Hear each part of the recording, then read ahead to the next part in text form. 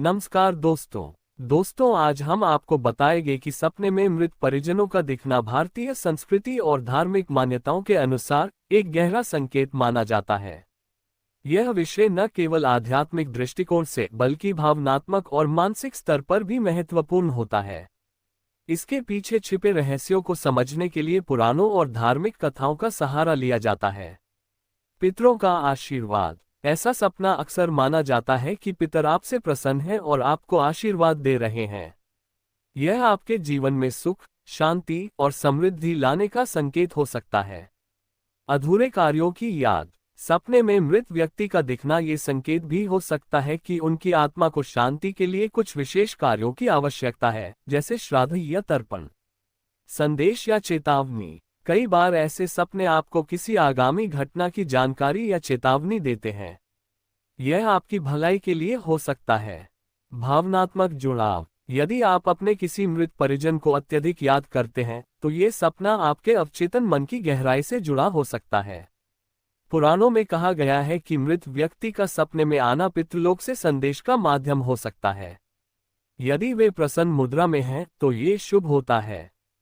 अगर वे परेशान या दुखी दिखते हैं, तो यह इंगित करता है कि उनके प्रति आपकी कुछ जिम्मेदारियां अधूरी हैं। इस कथा में देवर्षि नारद यमराज से पूछते हैं कि मृत्यु के बाद आत्माओं का क्या होता है और वे जीवित परिजनों के सपनों में क्यों आते हैं। यमराज बताते हैं कि आत्मा जब तक पितृलोक में होती है, तब तक वह अपने परिवार से भावनात्मक रूप से जुड़ी रहती है। सपनों के माध्यम से वे अपना संदेश देते हैं। ये हमें उनकी इच्छाओं और जरूरतों को समझने का अवसर प्रदान करता है। यदि आपको सपने में मृत परिजन दिखें, तो इसे सामान्य सपना मानकर टालें नहीं। यह उनके प्रति श्रद्धा और सम्मान व्यक्त करने का समय हो सकता है। श्राद्ध, तर्पण या दान जैसे कर्मों से उनकी आत्मा को शांति प्रदान करें। धार्मिक दृष्टिकोण से यह आपकी जिम्मेदारी मानी जाती है और इसे निभाने से आपको और आपके परिवार को आशीर्वाद प्राप्त होगा। देवर्षि नारद के इस प्रश्न पर यमराज ने मुस्कुराते हुए उत्तर दिया, हे देवर्षि, आपने जो प्रश्न किए हैं वे गहन रहस्य और जीवन मृत्यु के चक्र से जुड़े हैं। मैं आपके सभी प्रश्नों का उत्तर देने का प्रयास करूंगा। पिशाच, प्रेत और दुष्ट शक्तियों का कारण। यमराज ने कहा, जिन जीवात्माओं की मृत्यु के पश्चात उनके अंतिम संस्कार विधिपूर्वक नहीं किए जाते या वे किसी गहरे पाप के कारण शापित होती हैं, वे प्रेत, पिशाच या अन्य दुष्ट शक्तियों के रूप में जंगलों और निर्जन स्थानों में विचरण करती हैं। ये आत्माएं असंतुष्ट होती हैं और अपने कर्मों के कारण भटकती रहती हैं। इनका उद्देश्य मनुष्यों को कष्ट देना नहीं होता, बल्कि वे अपनी असंतोष और पीड़ा व्यक्त करती हैं। जब मनुष्य इनके क्षेत्र में प्रवेश करता है, तो उनकी ऊर्जा और प्रभाव से प्रभावित होता है। इन आत्माओं को शांति देने के लिए श्राद्ध, तर्पण और अन्य धार्मिक अनुष्ठानों का विधान बनाया गया है। सपने में पूर्वजों का दर्शन। यमराज ने आगे कहा, हे नारद, जब कोई मनुष्य अपने पूर्वजों को सपने में देखता है, तो इसके पीछे कई कारण हो सकते हैं। यदि सपने में पूर्वज प्रसन्न दिखें, तो ये संकेत है कि वे आपकी भक्ति और कर्तव्यों से संतुष्ट हैं और आपको आशीर्वाद देने आए हैं। कई बार पूर्वज सपने में इसलिए आते हैं क्योंकि उनकी कोई अधूरी इच्छा रह गई है। ये सपना एक संकेत है कि आप उनके लिए कुछ विशेष कर्म करें, जैसे कि तर्पण या दान। यदि पूर्वज सपने में दुखी या चिंतित दिखते हैं, तो ये किसी समस्या या कठिनाई का संकेत हो सकता है, जो आपके जीवन में आने वाली है। ये चेतावनी होती है ताकि आप सावधान रहें। सपने में पूर्वजों का दर्शन कई बार आपके द्वारा किए गए कर्मों का फल भी होता है। यदि आपने अच्छे कर्म किए हैं, तो उनके दर्शन शुभ होते हैं, और यदि आपने भूले की हैं, तो यह आपके सुधार का संकेत हो सकता है। यमराज ने ये भी बताया, कई बार पिशाच, प्रेत और अन्य दुष्ट शक्तियां उन्हीं आत्माओं के रूप में होती हैं, जिनके साथ उनके परिजनों ने न्याय नहीं किया। यदि उनका श्राद्ध, तर्पण या अनुष्ठान नहीं किया गया, तो वे क्रोधित होकर दुष्ट शक्तियों का रूप ले सकती हैं। इसी कारण शास्त्रों में कहा गया है कि अपने पितरों की आत्मा को शांति देने के लिए उनका उचित विधि से श्राद्ध और पूजा करना आवश्यक है। यमराज ने अंत में कहा, मनुष्य को चाहिए कि वह अपने पूर्वजों और दिवंगत आत्माओं के प्रति कृतज्ञता व्यक्त करे।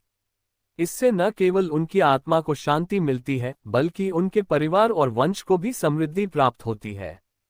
धर्म, भक्ति और कर्तव्य का पालन ही जीवन का सबसे बड़ा उद्देश्य है। इस प्रकार यमराज ने नारद मुनि की शंकाओं का समाधान किया और इस ज्ञान को मानव जाति के कल्याण के लिए प्रचारित करने का अनुरोध किया। ये कथा ये संदेश देती है कि पूर्वजों की आत्मा को शांति और संतोष उनके वंशजों द्वारा किए गए श्राद्ध, तर्पण और दान के माध्यम से ही प्राप्त होती है। पितृपक्ष का समय विशेष रूप से पूर्वजों की सेवा और उनके प्रति कृतज्ञता व्यक्त करने के लिए समर्पित है। सेठ और उसके भाइयों का परिणाम। सेठ धर्मन और उसके भाइयों ने अपने पूर्वजों की परंपराओं का पालन नहीं किया और न ही श्राद्ध किया। इसके कारण उनके पूर्वजों की आत्मा असंतुष्ट हो गई और वे नाराज होकर भटकने लगी।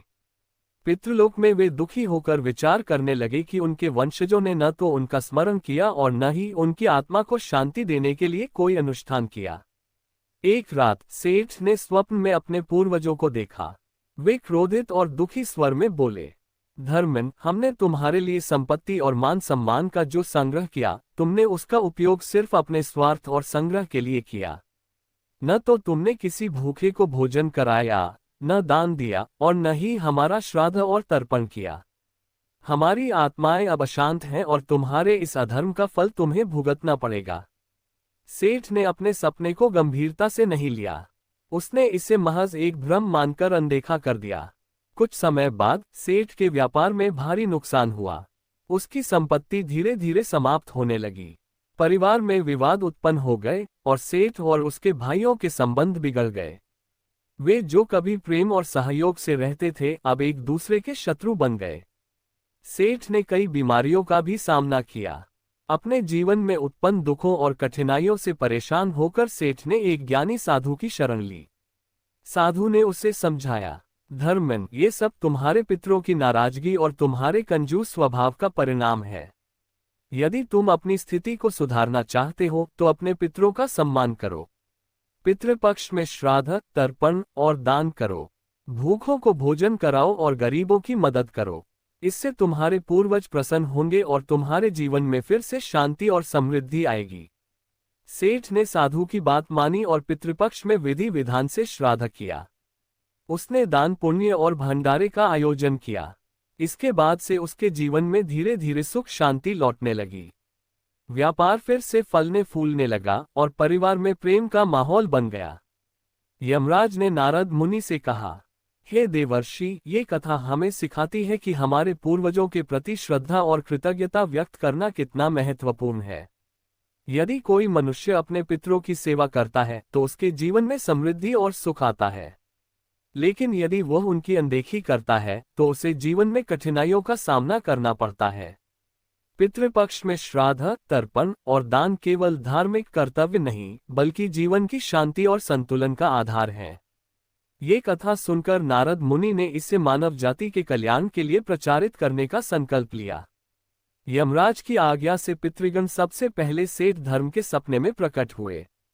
सेठ ने देखा कि उसके पूर्वज क्रोधित और दुखी मुद्रा में उसके सामने खड़े हैं।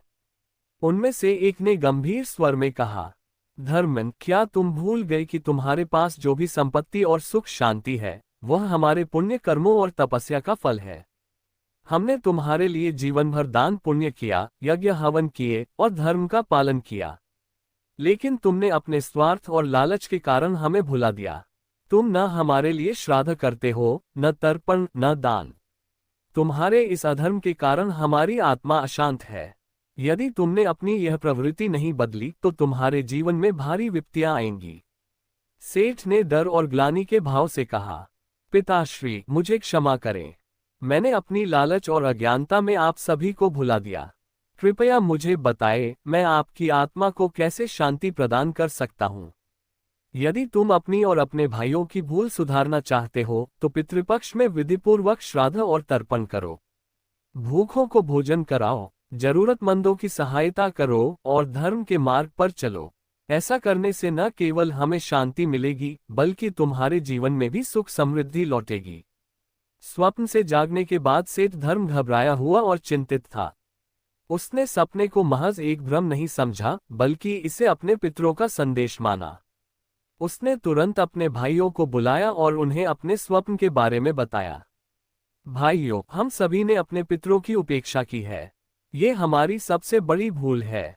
यदि हमने इसे अब भी नहीं सुधारा तो हमारी समृद्धि और सुख समाप्त हो जाएंगे। हमें पितृपक्ष में श्राद्ध और तर्पण करना चाहिए और अपने पितरों को संतुष्ट करना चाहिए। सेठ धर्म और उसके भाइयों ने मिलकर विधिपूर्वक श्राद्ध, तर्पण और दान पुण्य किया। उन्होंने जरूरतमंदों को भोजन कराया और धार्मिक अनुष्ठानों का आयोजन किया। इससे उनके पितर संतुष्ट हुए और पुनः पितृलोक लौट गए। हम प्रसन्न हैं। अब तुम्हारे परिवार में शांति और समृद्धि बनी रहेगी। याद रखना, धर्म और परोपकार से ही जीवन धन्य होता है। पितरों की सेवा करना तुम्हारा कर्तव्य है। ये कथा हमें सिखाती है कि पितरों का सम्मान और श्राद्ध करना हमारे जीवन का अभिन्न अंग है। जो मनुष्य अपने पितरों का तर्पण करता है और धर्म के मार्ग पर चलता है, उसे जीवन में सुख शांति प्राप्त होती है। लेकिन जो इस कर्तव्य की उपेक्षा करता है, उसे न केवल कठिनाइयों का सामना करना पड़ता है, बल्कि वह अपने पितरों को भी अशांत करता है। इस कथा को सुनकर देवर्षि नारद ने इसे मानव जाति के कल्याण के लिए प्रचारित करने का वचन दिया। देही यमराज साधु के वेश में उस बीमार सेठ के घर पहुंचे और भिक्षा मांगने लगे। सेठ, जो अब अत्यंत परेशान और दुखी था, कमजोर स्वर में बोला, हे महात्मन, मेरे पास अब देने को कुछ नहीं बचा। मेरी सारी संपत्ति नष्ट हो चुकी है और मैं बीमार होकर मृत्युशैया पर हूँ। कृपया मुझे क्षमा करें। साधु वेशधारी यमराज ने गंभीर स्वर में उत्तर दिया, हे सेठ, ये सब तुम्हारे कर्मों का फल है। तुमने अपने पूर्वजों का अनादर किया, श्राद्ध और तर्पण नहीं किया और धर्म के मार्ग से विमुख हो गए। यही कारण है कि तुमने अपना सब कुछ खो दिया। तुम्हारे पितर तुम्हें कई बार संकेत देने आए, लेकिन तुमने उनकी बातों को नजरअंदाज कर दिया। अब भी समय है, यदि तुम अपनी भूल को स्वीकार कर लो और अपने पितरों के लिए प्रायश्चित कर लो, तो तुम्हें मुक्ति मिल सकती है। महात्मा, मुझे बताइए, मैं अपनी इस दशा को सुधारने के लिए क्या कर सकता हूँ? क्या मेरे पितर अब भी मुझे क्षमा कर सकते हैं? तुम्हारे पास अभी भी अवसर है। पितृपक्ष के अंतिम दिन विधिपूर्वक श्राद्ध और तर्पण करो। भूखे और जरूरतमंदों को भोजन कराओ। धर्म के मार्ग पर लौट आओ। अपने भाइयों को भी इस कार्य के लिए प्रेरित करो। यदि तुमने ऐसा किया तो तुम्हारे पितर प्रसन्न होंगे और तुम्हारे कष्ट समाप्त हो जाएंगे। सेठ ने साधु के वचनों को गंभीरता से लिया। उसने अपने भाइयों को बुलाया और उन्हें अपने सपनों और साधु द्वारा कही गई बातों के बारे में बताया। सभी भाइयों ने अपनी भूल स्वीकार की और मिलकर पितृपक्ष के अंतिम दिन श्राद्ध, तर्पण और दान पुण्य किया। उन्होंने ब्राह्मणों को भोजन कराया और गरीबों को अन्न और वस्त्र दान किए। श्राद्ध समाप्त होते ही पितर स्वप्न में आकर बोले, हम प्रसन्न हैं। तुमने अपनी गलती सुधारी और धर्म के मार्ग पर लौटे। अब तुम्हारे जीवन में शांति और समृद्धि लौटेगी। इस पवित्र कार्य से न केवल हमें मुक्ति मिली है, बल्कि तुम्हारा जीवन भी धन्य हो गया है।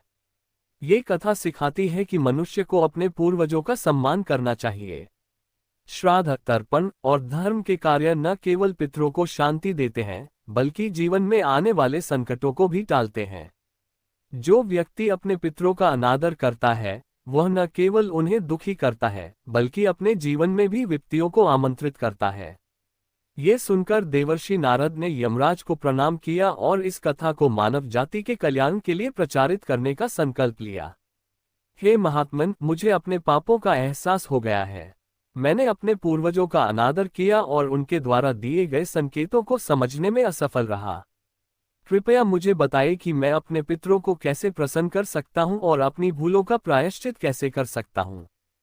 हे पुत्र, अपने पितरों को प्रसन्न करने का एकमात्र उपाय है कि तुम श्राद्ध, तर्पण और दान धर्म के कार्य करो।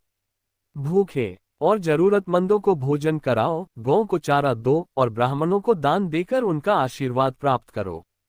पितृपक्ष के शेष दिनों में विशेष रूप से श्राद्ध का आयोजन करो। ऐसा करने से तुम्हारे पूर्वज प्रसन्न होंगे और तुम्हारे कष्ट समाप्त हो जाएंगे। इसके अतिरिक्त अपने भाइयों के साथ मतभेद मिटाकर एकजुटता से रहने का प्रयास करो। साधु की बात सुनकर सेठ ने अपनी पत्नी और भाइयों को बुलाया और उन्हें अपनी गलतियों और साधु के वचनों के बारे में बताया। सभी भाइयों ने अपने स्वार्थ को त्यागने का निर्णय लिया और एक बार फिर से एकजुट होकर रहने का संकल्प लिया। सेठ ने पितृपक्ष के शेष दिनों में अपने पितरों का विधिपूर्वक श्राद्ध और तर्पण किया। उसने जरूरतमंदों को भोजन कराया, गरीबों को वस्त्र और धन का दान दिया और मंदिर में यज्ञ करवाया। श्राद्ध समाप्त होने के बाद उसी रात सेठ और उसके भाइयों को सपने में उनके पितरों का दर्शन हुआ।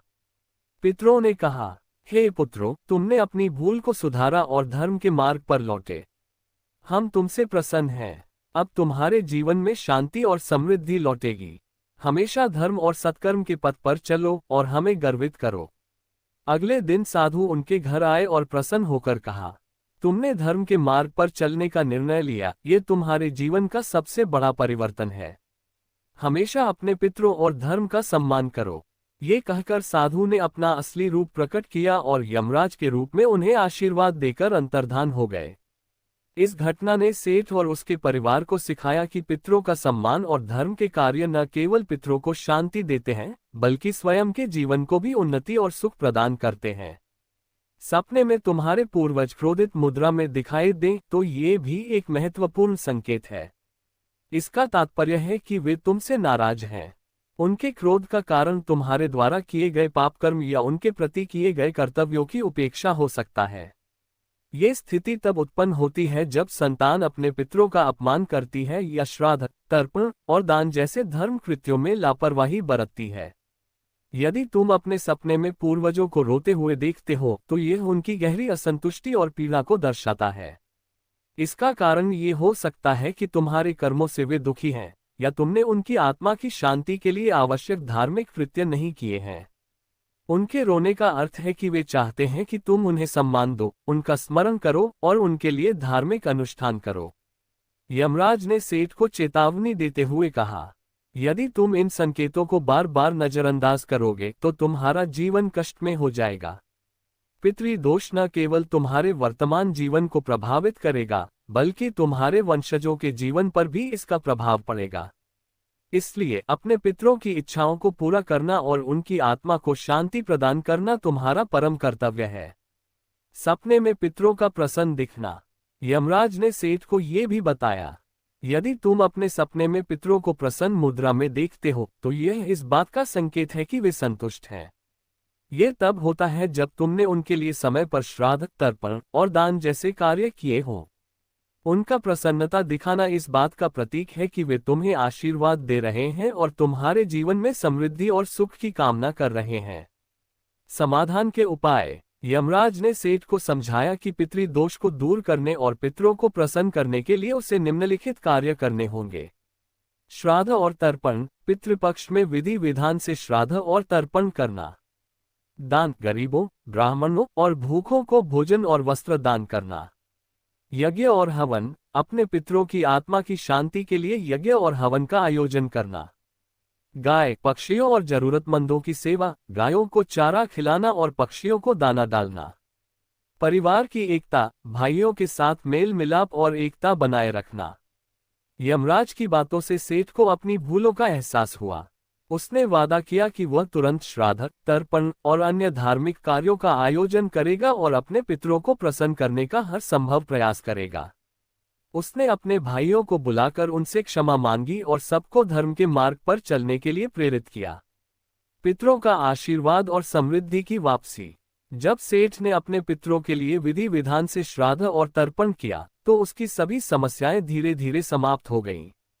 व्यापार में पुनः लाभ होने लगा, परिवार में प्रेम और एकता लौट आए और सभी पितर प्रसन्न होकर उसे आशीर्वाद देने लगे। हे वत्स, याद रखो, पितरों का सम्मान करना और उनके लिए धार्मिक कृत्य करना न केवल तुम्हारा कर्तव्य है, बल्कि यह तुम्हारी समृद्धि और जीवन की शांति का भी आधार है। जो मनुष्य अपने पितरों का आदर करता है, उसे सदैव उनका आशीर्वाद प्राप्त होता है। तुम्हारे किसी कर्म या लापरवाही के कारण उनकी आत्मा को कष्ट हो रहा है। ये संकेत करता है कि तुमने अपने कर्तव्यों का पालन नहीं किया है, जैसे श्राद्ध, तर्पण या दान।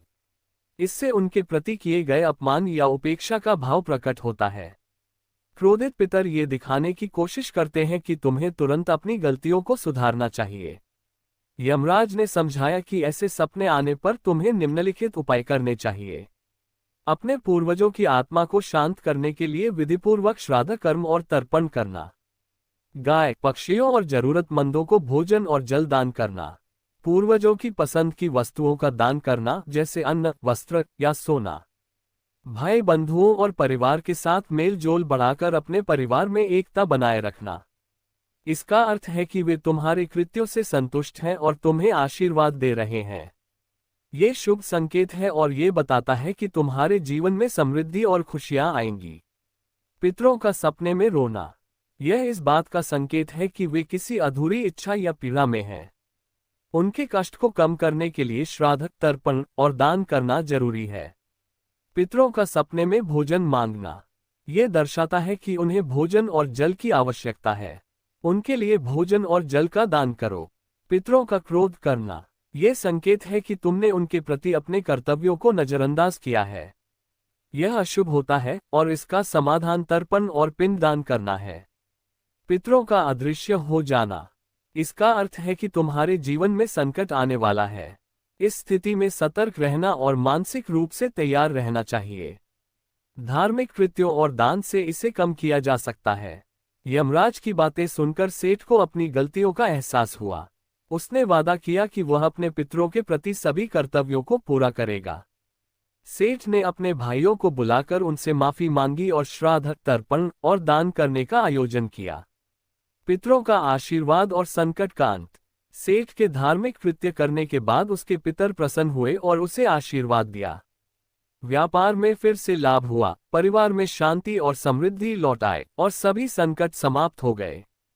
पितरों के प्रति सम्मान और उनके लिए धार्मिक कृत्य न केवल आत्मा की शांति के लिए जरूरी हैं, बल्कि यह जीवन में सुख, समृद्धि और सफलता का मार्ग भी है। जो व्यक्ति अपने पूर्वजों का सम्मान करता है, उसे सदैव उनका आशीर्वाद प्राप्त होता है। सपने आते हैं तो इन्हें नजरअंदाज मत करना। ये संकेत तुम्हारे पितरों की ओर से आते हैं ताकि वे तुम्हारा मार्गदर्शन कर सकें और तुम्हें अपने कर्तव्यों का स्मरण दिला सकें। साधु यमराज ने सेठ को समझाते हुए कहा, पितरों का आदर और उनके लिए आवश्यक धार्मिक कृत्य करना हमारे जीवन को संतुलित और सुखमय बनाए रखता है। यदि हम उनकी अनदेखी करेंगे तो न केवल हमारे पितर दुखी होंगे, बल्कि यह हमारे जीवन में संकट और परेशानियों का कारण भी बन सकता है। पितृपक्ष के दौरान विधिपूर्वक श्राद्ध कर्म करना चाहिए। इससे पितरों की आत्मा को शांति मिलती है। दान और सेवा, गाय, ब्राह्मण और जरूरतमंदों को भोजन, वस्त्र और अन्य वस्तुओं का दान करें। पिंड दान, गंगा या किसी पवित्र नदी के किनारे पिंड दान करने से पितरों को मुक्ति मिलती है। मंदिर या तीर्थ स्थान पर पूजा, किसी पवित्र तीर्थ स्थान पर जाकर पितरों की शांति के लिए प्रार्थना करें। अपने कर्म सुधारें, गलत कार्यों को छोड़कर सन्मार्ग पर चलें।